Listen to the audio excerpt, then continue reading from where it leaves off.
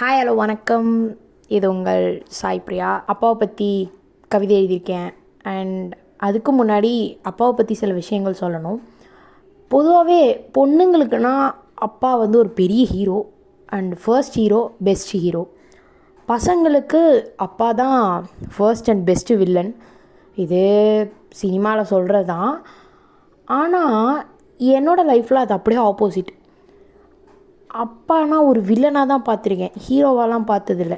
என்ன இவர் எப்போ பார் நம்ம சொல்கிறத கேட்கவே மாட்டுறாரு, சண்டை போட்டே இருக்காரே அப்படின்னு சொல்லிட்டு தான். பட் பசங்க எப்போ அப்பா ஒரு ஹீரோவாக ரியலைஸ் பண்ணுவாங்கன்னா அவங்க அப்பாவாக மாறும்போது.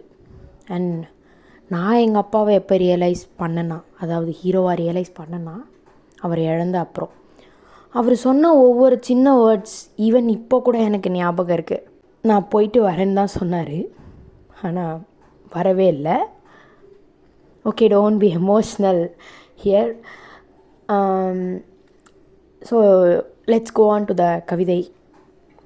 அப்பா என்றால் அன்பு, அவருக்கு தெரிந்ததெல்லாம் பண்பு.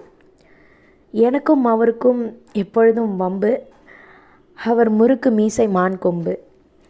அவர் இருந்தால் அதுதான் எனக்கு தெம்பு, அவர் இருந்தால் அதுதான் எனக்கு தெம்பு.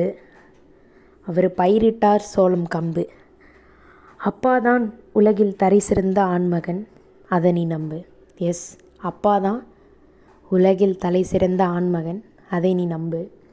ஆண்மைக்கு அகராதி அவன், அன்புக்கு அடிமை அவன், அதிகாரத்திற்கு அடங்காதவன், அறிவில் ஞானி அவன், அழகில் அற்புதம் அவன், ஆத்திரத்தில் உச்சம் அவன், ஆன்மீகத்தில் அர்ப்பணிப்பவன், இன்பத்தில் பூரிப்பவன், இனிமையாக பேசுபவன், இனிப்புக்காக ஏங்குபவன்.